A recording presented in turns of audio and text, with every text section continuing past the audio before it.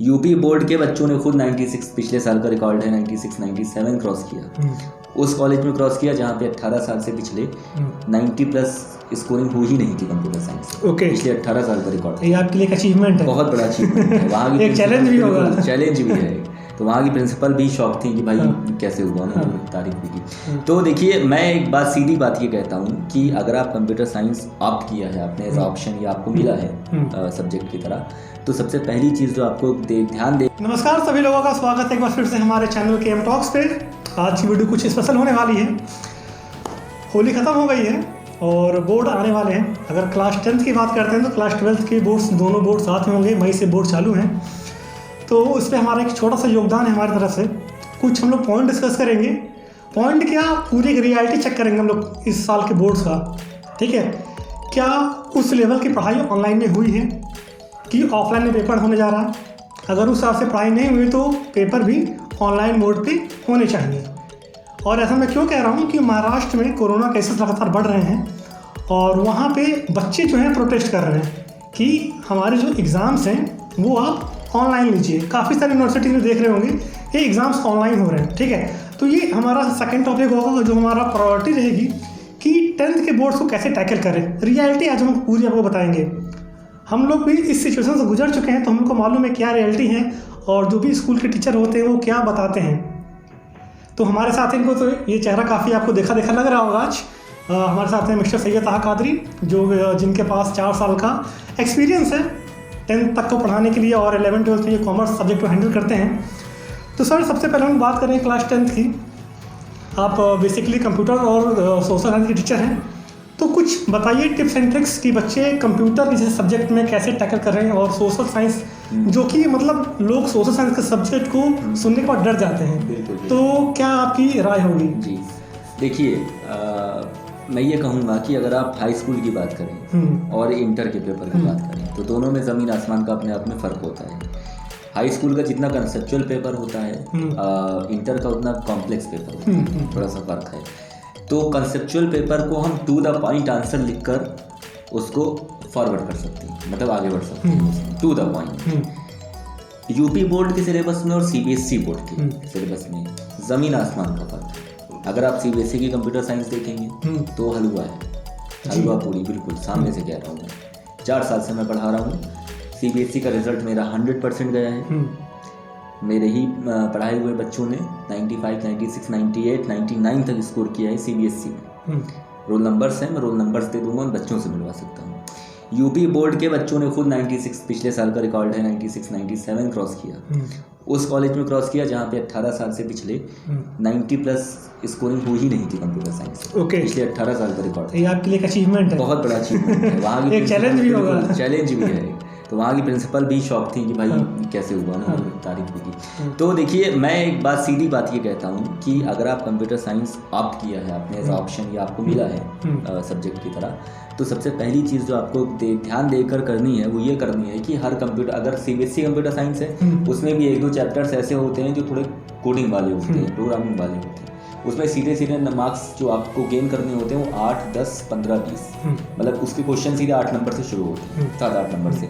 तो आप अगर सीधे स्कोर करना चाहते हो तो आपको उतना लेंथी जाने की जरूरत नहीं ना, पीछे सिलेबस में घुसने की जरूरत नहीं ना। आप सीधे वो सेलेक्टेड, यानी बुक को 2 पार्ट में डिवाइड कर दिया जाता है। एक पार्ट में वो कोडेड पार्ट रखते हैं, दूसरे में सिंपल पार्ट थ्योरेटिकल, और एक में पूरा प्रैक्टिकल रखते हैं। यूपी बोर्ड का सीधा ये फंडा है, आधी किताब उनको उठाइएगा, आधी आपको थ्योरी मिलेगी, आधी पूरी प्रैक्टिकल मिलेगी। सी प्रोग्राम मिलेगा यूपी बोर्ड में। तो सी प्रोग्राम पढ़ने का भी एक अपना तरीका होता है। उसको आप अगर एक बीटेक इंजीनियर से पढ़ेंगे जो सीएस से बीटेक होगा तो आपको वो पढ़ाएगा जो आपके बहुत ऊपर से जाएगा। और वहीं पर अगर आप डीसीए या डिप्लोमा इन कंप्यूटर एप्लीकेशन वगैरह किए हुए बंदे से पढ़ेंगे तो वही C language O level A level वाले से, तो वो उसको उस तरह से सिंप्लीफाई करके पढ़ाएगा जिस तरह से आप समझ सको। तो वो टीचर का बहुत बड़ा योगदान होता है कंप्यूटर साइंस में। और ऑनलाइन की बात करें तो ऑनलाइन की मैं जानता हूँ इस चीज़ को कि जितने भी स्कूल्स हैं, मैं खुद 4 साल से टीचिंग लाइन में हूँ, स्कूल की हालत देख रहा हूँ, मैनेजमेंट देख रहा हूँ, सब देख रहा हूँ। कोई भी स्कूल मैं दावे से कह सकता हूँ ऐसा नहीं होगा सीबीएसई का, यूपी का, जिसने बहुत अच्छे से पढ़ाई करवाई होगी जो एक नॉर्मल स्कूल में होती है। पॉसिबल भी नहीं, ना बच्चे उतना इंटरेस्ट लेते हैं। ऑनलाइन आपने एग्जाम करवाया, बच्चों ने पूरी कॉपी लिखते हैं बच्चे, कॉपी लिख के बुक खोल के कॉपी लिखते हैं, अब फोटो खींच के भेजते हैं, भूल जाते हैं कि बुक फोटो खींच में आ गई है, तो हम लोग को दिख ही जाता है कि भाई आपने क्या किया है। जी। तो बहुत बड़ा फर्क आया है ऑनलाइन और ऑफलाइन मोड में। जी। अगर बोर्ड एग्जाम्स की बात करें, ऑनलाइन मोड में बोर्ड होने से अच्छा है कि आप उसको होम बोर्ड कर दीजिए। हाँ बिल्कुल। ऑफलाइन में बच्चे और बिल्कुल जीरो हो जाएंगे, जितना उनके पास नॉलेज होगी वो बिल्कुल नहीं पढ़ेंगे। उन्हें 1 महीने पहले पता चलेगा ऑनलाइन हो रहा है, सोएंगे, दिन भर सोएंगे, दिन भर खेलेंगे, उन्हें पता है online means what, they are much aware of what online is actually.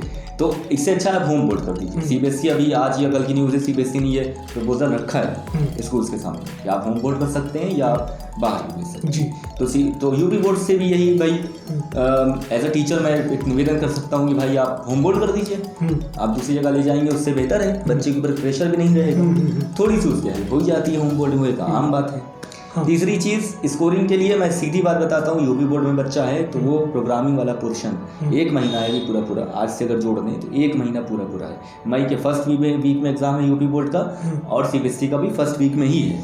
UP की डेट नहीं आई है, सीबीएसई की डेट आ गई। जी, सीबीएसई की डेट आ गई बिल्कुल। तो अगर वो स्कोर करना चाहे तो 1 महीने में, मैं अच्छे से जानता हूँ, उसे किसी बीटेक वाले को ढूंढने की जरूरत नहीं है। एक सिंपल कंप्यूटर साइंस जानने वाला आम नागरिक टाइप का जो व्यक्ति उसे मिले, जो कंप्यूटर साइंस जानता हो, थोड़ा बहुत पढ़ा हो, उससे वो सी प्रोग्रामिंग अगर समझ लेगा, प्रोग्रामिंग समझ लेगा, तो उसके लिए बिल्कुल मुश्किल नहीं है वो 8-10 नंबर स्कोर करना। टेक्निकल जो उसमें टर्म्स होते हैं, सी प्रोग्राम्स में कुछ टर्म्स होते हैं जो समझने होते हैं, कीवर्ड्स है, आइडेंटिफायर्स है, वेरिएबल्स है, और सबसे बड़ी चीज़ कि अगर आपके पास लैपटॉप जैसी सुविधा है, जनरली होती नहीं यूपी बोर्ड वाले बच्चों के पास, अगर है। लेकिन मैं आप इंटरप्ट करना चाहता हूँ कि सरकार कह रही है कि सरकार एक तरफ तो ये कहती है कि हम डिजिटल को प्रमोट कर रहे हैं, ठीक है, लेकिन अभी भी हमारे, अगर आप थोड़ा अर्बन से बाहर जाओगे, रूरल साइड में जाओगे, गाँव में जाओगे, तो वहाँ पे भी ऑनलाइन शिक्षा जो पहुँच नहीं पाई है। बिल्कुल नहीं। ये सरकार काफ़ी कोशिश कर रही है, लेकिन जो फैसिलिटी आप एक शहर के लड़के के पास होती है, मोबाइल, लैपटॉप, डेस्कटॉप सब कुछ होती है, गाँव में बिल्कुल ठीक है, आप थोड़ा रूरल में जाओगे तो वहाँ पे नहीं मिलेगा आपको। बिल्कुल नहीं। मैं जिस स्कूल में हूँ वो एक रूरल एरिया में पढ़ता है, और उसमें ज़्यादातर जो पढ़ते हैं वो उसी गाँव वाले एरिया के ज़्यादातर। मैं आपको हालत बता रहा हूँ, उनके पास कॉल करने तक के लिए उनके पेरेंट्स के पास, उनके पास मोबाइल नहीं। ये रियलिटी मैं जानता हूँ। तो मैं जब सी प्रोग्राम क्लास में पढ़ाता हूँ तो बच्चे मुझे ऐसे देखते हैं जैसे मैं एलियन हूँ या वो एलियन है, क्योंकि एवरीथिंग कुछ मैच ही नहीं करता है। उन्हें लगता है मैं क्या पढ़ रहा हूँ, मुझे क्या पढ़ाया जा रहा है। कंप्यूटर साइंस में मैं जिस स्कूल में हूँ या मैं और भी स्कूल में पढ़ाया हूँ, बच्चों को इतना तक नहीं आता कि सीपीयू यूपीएस कहते किसको हैं, वो सी प्रोग्राम क्या पढ़ेंगे। ये मैं सच्चाई बता रहा हूँ जी। तो मैं सरलतम से सरलतम रूप में वो बता रहा हूँ कि बच्चा वो सरल से सरल तरीका ढूंढ ले वो प्रोग्राम्स पढ़ने का, वो क्योंकि वो इतनी टेक्निकल चीज़ है कि अगर आप उसकी टेक्निकलिटीज में घुस जाएंगे तो आप घुसे रहेंगे। अगर आप बूलियन अलजेब्रा वाले चैप्टर में कूद गए तो आप सर्किट पे सर्किट बनाएंगे, अपना नाम भूल जाएंगे। मैं जानता हूँ। हाँ, अगर आप सी प्रोग्राम में घुस गए कायदे से और लैपटॉप लेके बैठ गए तो एक प्रोग्राम आपका एग्जीक्यूट नहीं होगा, आपको 1 हफ्ता लग जाएगा। एक नॉर्मल बच्चे की बात बता रहा हूँ, एग्जीक्यूट ही नहीं होगा। कोनियो.h, स्टीरियो.h में वो h ही हो जाएगा बिल्कुल। अच्छा। हाँ, मैं जान रहा हूँ इस चीज़ को, क्योंकि आपका प्रोग्राम सही रहेगा, कंपाइलर डिफरेंट है तो तब भी नहीं कंपाइल करेगा। ये भी एक टेक्निकलिटी है। उसे नहीं समझ आएगा कि हम इसको कॉपी में तो लिख सकते हैं, इसमें क्यों नहीं हो रहा है। उसको डर जाएगा कि अगर इसमें नहीं हो रहा है तो कॉपी में गलत हो जाएगा, जो कि ऐसा नहीं है। कॉपी में वो चीज़ सही होगी आप जी, मगर वो कंपाइलर का फर्क है, सिस्टम टू सिस्टम। अगर हाँ, तो आप इससे डरने की आपको जरूरत नहीं ना, आप प्रैक्टिस करिए, आपके पास जो कंपाइलर है जी। प्रोग्राम में कोडिंग में अगर आंसर नहीं आ रहा है, खुश रहिए। आपको कोडिंग के स्टेप्स पता है, 3-4 स्टेप्स इनपुट आउटपुट वाले, दैट्स ऑल। इतना डीप स्टडी होती नहीं है कॉपीज की कोड में, वो सिंपल वेरिफिकेशन करते हैं, नंबर्स देते हैं, तो आप स्कोर कर ले जाओगे उस सिंपल से सिंपलेस्ट फॉर्म में। आप देखो, और अगर किसी को नहीं आ रहा है सी प्रोग्राम, कोई पढ़ना चाहता है, तो आप कमेंट में बता देना, मैं एक अलग से क्लास ले लूँगा, 15 दिन की ले लूँगा, एक नॉर्मल ऑनलाइन क्लास ले लूँगा। उसमें मैं वो उस तरह से पढ़ा दूंगा जिस तरह से स्कोरिंग वाले सब्जेक्ट्स हैं। सोशल साइंस की बात करें तो वो बिल्कुल अलग सब्जेक्ट है जी। वो अपने आप में 4 सब्जेक्ट्स कवर करके चल रहा है, पॉलिटी है, इकोनॉमिक्स है, ज्योग्राफी है जी, बहुत कुछ है। तो बच्चों हमसे आज भी मैं बता रहा हूँ, आजकल अभी मैं स्कूल से आया हूँ, खुद बच्चे फ़ोन करके कॉल करके कहते हैं सर हिस्ट्री में मेरा क्या होगा, हाई स्कूल के बच्चे ज्योग्राफी में मेरा क्या होगा, ज्योग्राफी ठीक, मैं मैथ्स लगा लूँगा क्योंकि मुझे टेक्निकलिटीज़ पता है, मैं और क्या कर सकता हूँ। तो मैं उनसे यही कहता हूँ कि बेटा हिस्ट्री ज्योग्राफी जैसी चीज़ अगर आपको जाननी है एक्चुअल, तो उसके लिए 3 से 4 साल का वक्त लगता है, इतना आसान नहीं है। ये वो पूरा बेसिक से जो बेसिक से, हाँ 6 7 8 सब कुछ इंटरकनेक्टेड होता है। एक्चुअली हिस्ट्री ज्योग्राफी जो है 10th वाली वो आपको पता चलेगी 6 में। जी बिल्कुल बिल्कुल बिल्कुल। तो 6 7 की 8th की हिस्ट्री अगर आपने छोड़ दी है तो आप 10th की हिस्ट्री नहीं समझ सकते। सीधी सी बात बता रहा हूँ, जब आपको इंडियन हिस्ट्री नहीं पता तो आप वर्ल्ड हिस्ट्री क्या जानोगे? आप उसके ना टर्म समझ पाओगे ना उसको लिंक कर पाओगे। तो आपको मैं यहाँ पे इंटरप्ट करना चाहता हूँ फिर से, उसके लिए सॉरी, कि मैंने काफ़ी सारे टीचर से पढ़ा जब हम लोग पढ़ते थे 10th में। तो एक्चुअली हमने देखा कि सबसे पहले लोगों को मैप समझ में नहीं आता, इंडिया का मैप, ठीक है। तो मैंने कहीं पढ़ा था कि अगर आपको ज्योग्राफी समझनी है इंडिया की, सबसे पहले आपको मैप समझना पड़ेगा। बिल्कुल, सोशल साइंस में एक चीज़ तो ये तो जो बच्चे जो लैग करते हैं आजकल के ज़माने में, वो क्या करते हैं, मैप, उनको मैप बिल्कुल आइडिया नहीं है। North west east south, north east south east, उनको कोई मतलब नहीं है, कोई मतलब नहीं है उनको सुबह अपना इंस्टाग्राम चेक करना ज़्यादा इंपॉर्टेंट लगता है सिवाय वो मैप देखने के, ठीक है। तो मैं आपको एक फैक्ट बता रहा हूँ, आप भी गौर करिएगा। 2007-8 की बात जब हम लोग क्लास 7 या 8 में रहे होंगे, तो हम लोग क्या करते, जैसे कोई क्रिकेट मैच होता था या फिर कोई भी ऐसी एक्टिविटी होती थी जो टीवी पे आती थी, सुबह उसको हम लोग डिस्कस करते थे कि सचिन ने आज अच्छा नहीं खेला, सहवाग ने अच्छा खेला, इंडिया मैच हार गई, फलाने ने रन पिटवा दिए। आज का सिनेरियो देखिए, आज के समय इसको थोड़ा कंपेयर कर रहा हूँ, मेरे हाथ में मैं सही हूँ उस बात को लेके। आज कुछ सिनेरियो चल रहा है कि बच्चे जो हैं वो, बात तो आज भी डिस्कशन हो रहा है, लेकिन वो डिस्कसन दूसरे सेंस में हो रहा है, समझ कि तुम्हारे इंस्टाग्राम पे कितने फॉलोअर हुए, ठीक है, तुम्हारे रील पे कितने लाइक्स आए हैं, कितने लाइक आए, ठीक है, तो वो तुमने वो उसका कैरी मिनाटी का वीडियो देख लिया कि नहीं देखा। तो मतलब डिस्कशन हो रहा है, लेकिन डिस्कशन पर्सपेक्टिव अलग हो गया। तो मैं आज इस पे विचार करना चाहता हूँ कि थोड़ा लोग टॉपिक से डिस्ट्रैक्ट हो रहे, चलिए ठीक है, उसको बाद में कवर करेंगे कि जो मोबाइल आने से, और मोबाइल आजकल देखिए टेक्नोलॉजी है, एक सही चीज़ है, तो मोबाइल का भी 2 फैक्टर होते हैं, एक अच्छा फैक्टर है, एक बुरा फैक्टर है। तो आप मोबाइल को कितना बड़ा डिस्ट्रैक्शन मानते हैं जो बोर्ड के हमारे स्टूडेंट्स के जो पेपर देने वाले हैं? मैं एक चीज़ क्लियर कर दूं कि 2 तरह के मानसिक विकार के बच्चे होते हैं। मानसिक विकार मतलब कुछ मेंटल डिफेक्ट उनके अंदर अगर है तो, एक वो जो मोबाइल में अगर डीप चले गए तो चले ही जाते हैं, वो बाकी उनको लगता है कि पेपर वाली चीज़ अब दुनिया में बची नहीं। There is no copy no book in the world, no matter कि वो लाइब्रेरी में बैठे हुए हैं, उनको डिजिटल हर चीज़ चाहिए थी। ये एक मानसिक विकार है, वैसे सीधे मानसिक विकार कहूँ और कुछ कह नहीं सकता। दूसरे मानसिक विकार के लोग वो होते हैं जो अगर किताब पढ़ रहे हैं तो किताब पर ही डिपेंड हो जाते हैं, उन्हें लगता है कि इसके अलावा कुछ नहीं है, डिजिटल इज नथिंग। आज का समय बड़ा कॉम्प्लेक्स है, यहाँ आपको अगर 2 चीज़ को बैलेंस करके चल ले गए आप, यानी जो चीज़ें आपको किताब में नहीं समझ आ रहा है वो आपको ऑनलाइन वीडियोस में बहुत अच्छे समझ आ रहा है, और जो चीज़ आपको ऑनलाइन वीडियो में नहीं समझ में आ रहा है वो किताब में। मगर जो मैं भी अगर मुझसे आप पूछेंगे एज अ टीचर कि पहला कदम किधर उठाएं, तो मैं कहूँगा मोबाइल को अलमारी में बंद करके रख दो, पहला कदम उठाओ, किताब खोलो और किताब की थ्रोली स्टडी करो। थ्रोली जिसको कहते हैं, 4 बार किताब पढ़ डालो, उसके बाद आप उस सब्जेक्ट पे वीडियो देखोगे तो that will be much better. जी बिल्कुल। तो पहली इंपॉर्टेंस, आज भी मैं इतना डिजिटल होने के बाद भी मैं अगर मेरा ओपिनियन लेंगे आप, तो the best friend, the best thing is book, the paper work that you right. क्योंकि आपको बोर्ड एग्जाम में ऑनलाइन कुछ नहीं करना है, आपको लिखना है।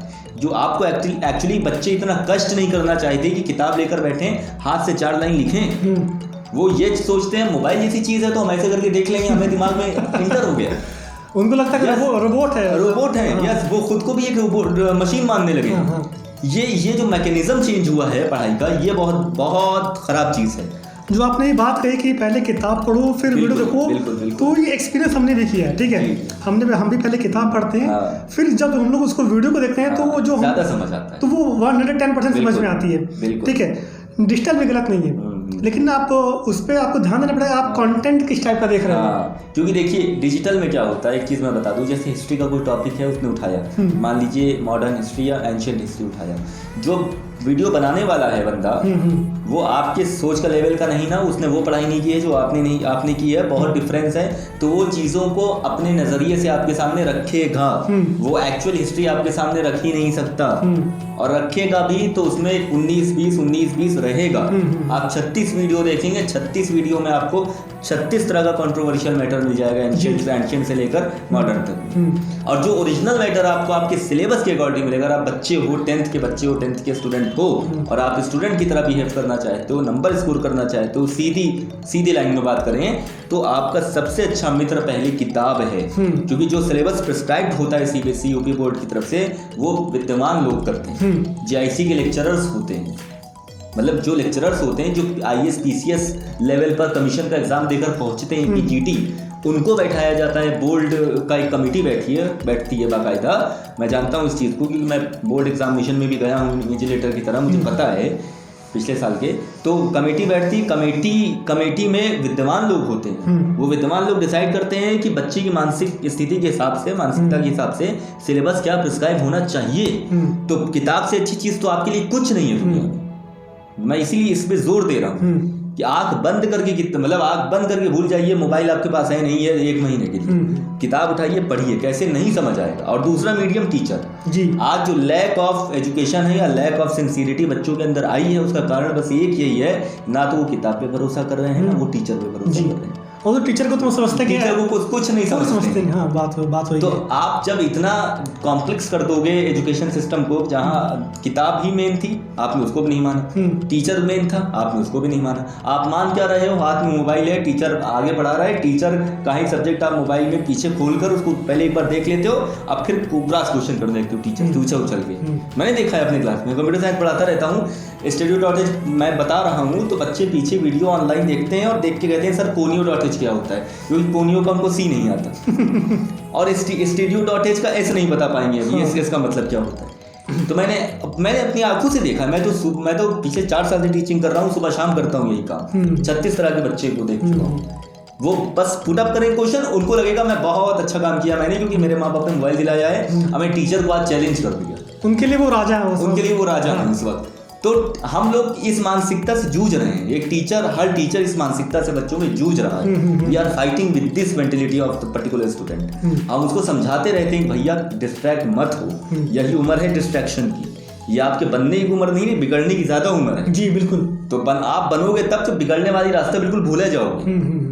आज 36 मोबाइल लेके आप क्लास में बैठे हैं तो टीचर तो बेवकूफ है फिर आपके सामने, क्योंकि उससे अच्छा मटेरियल आपको अनअकैडमी से लेके, बायजूस से लेके, ये जूस वो जूस पे मिल जाएगा।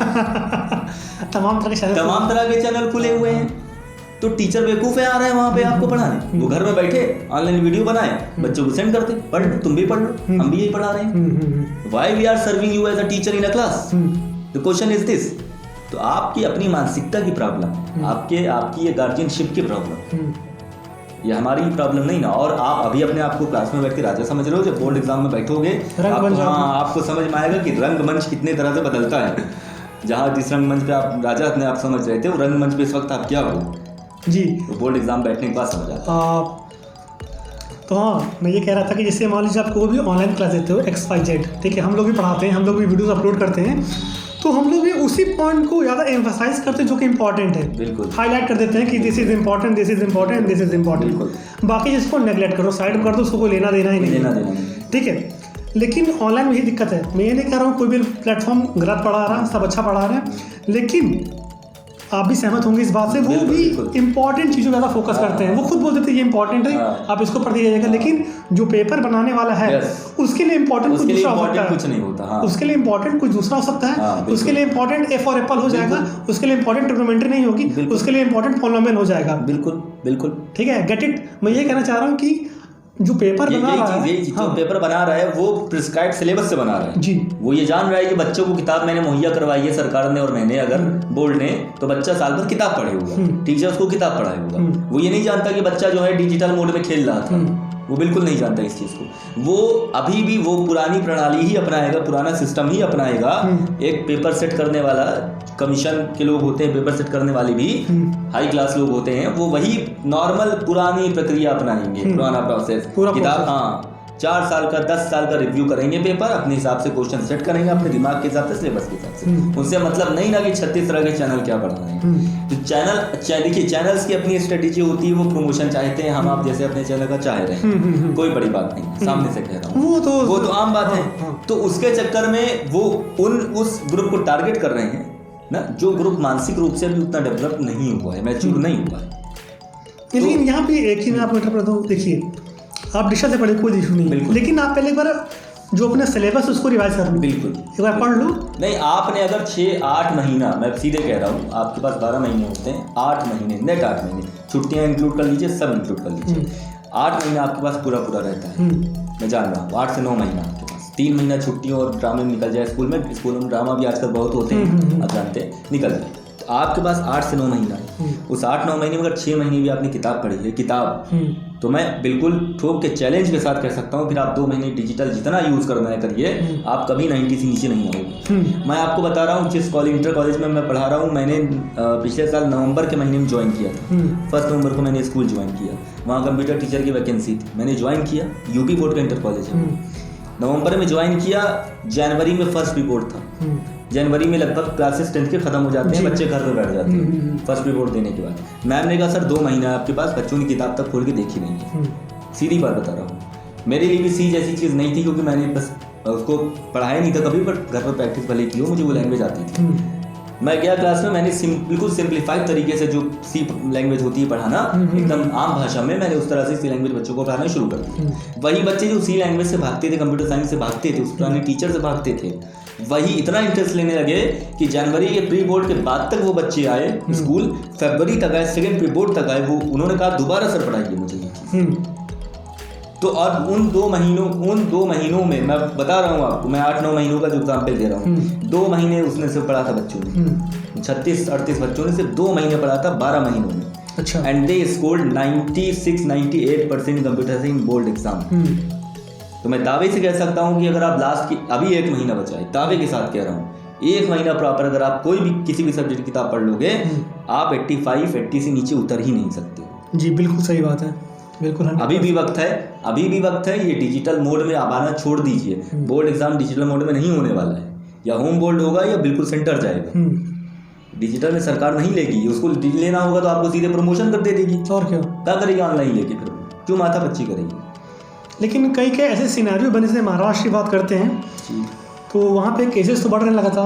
बिल्कुल बढ़ रहे हैं। वहाँ पे ऑनलाइन मोड की बहुत दावेदारी हो रही है। बच्चे प्रोटेस्ट करेंगे ऑनलाइन नीचे, वो उसमें बच्चे अपना हित देख रहे हैं।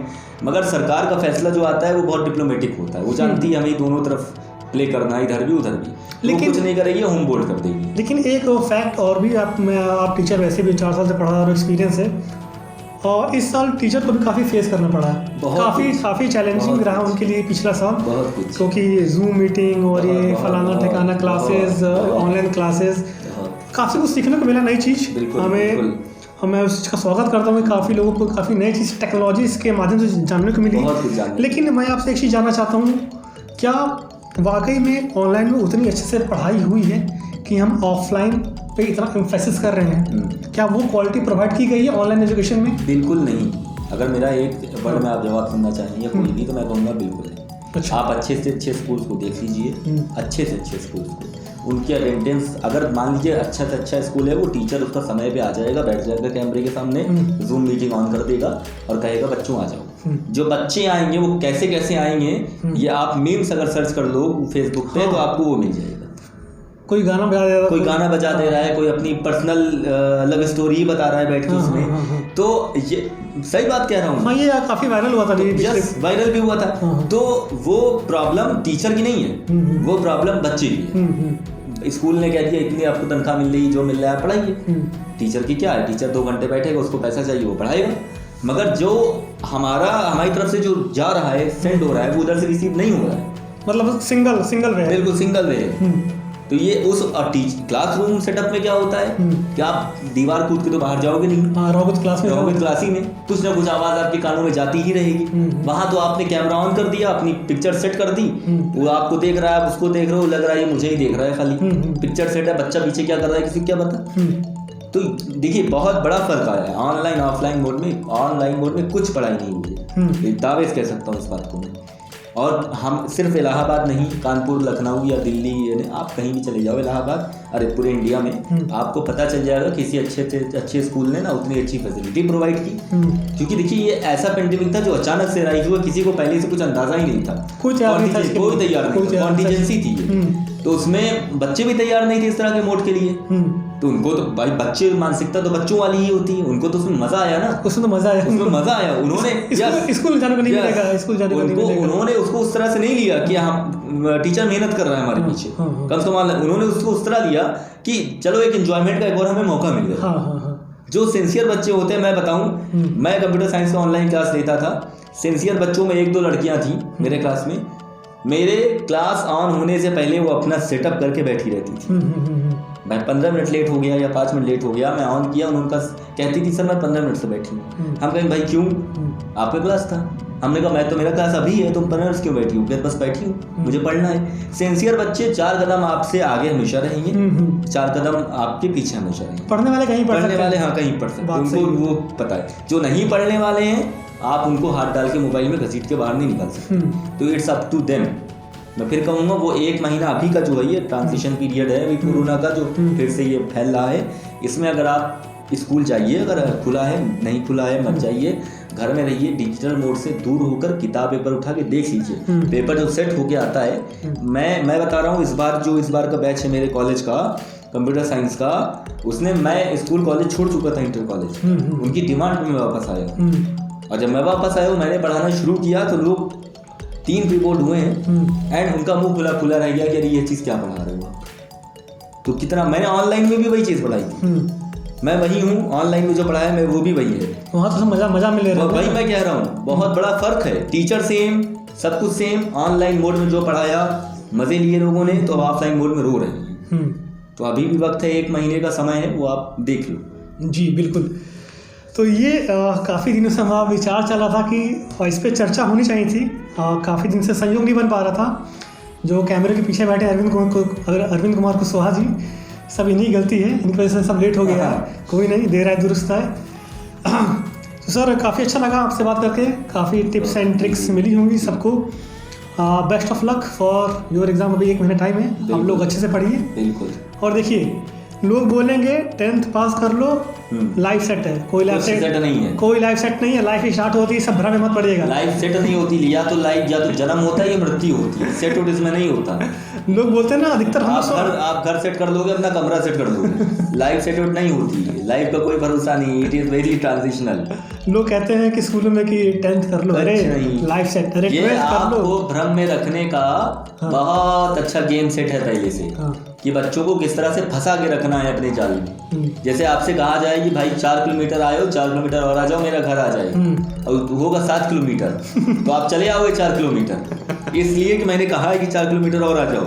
और उसके बाद फिर जब देखोगे 3 किलोमीटर और, तो मन ही मन आप कोसोगे मुझे, मगर फिर ना वापस जा सकते हो, आगे आने का ऑप्शन आपके पास है ही है, फिर 3 किलोमीटर और आओगे आप, तो मजबूरी में आओगे फिर। इससे अच्छा है पहले वो रास्ता नाप लो आप कितना है। सीधी सी बात। हाँ, तो रियलिटी चेक जाना बहुत जरूरी है, बहुत जरूरी है। स्कूल के टीचर वगैरह सब बोलते रहते हैं, सब दुनिया में 10 तरह के लोग। 10th पास करो लाइफ सेट है, 12th पास करो लाइफ सेट है। क्या सेट है? यहाँ डॉक्टर इंजीनियर बनने वाले ऐसे सेट हुए हैं कि पीएचडी करने वाले, पिछले साल वैकेंसी लोक सेवा आयोग की निकली थी, चपरासी वाली ना, पीएचडी करने वाले लोग भरे थे, तो पीएचडी करके बैठे थे, डॉक्टर नाम के आगे लगा हुआ था, क्या बनेंगे? चपरासी।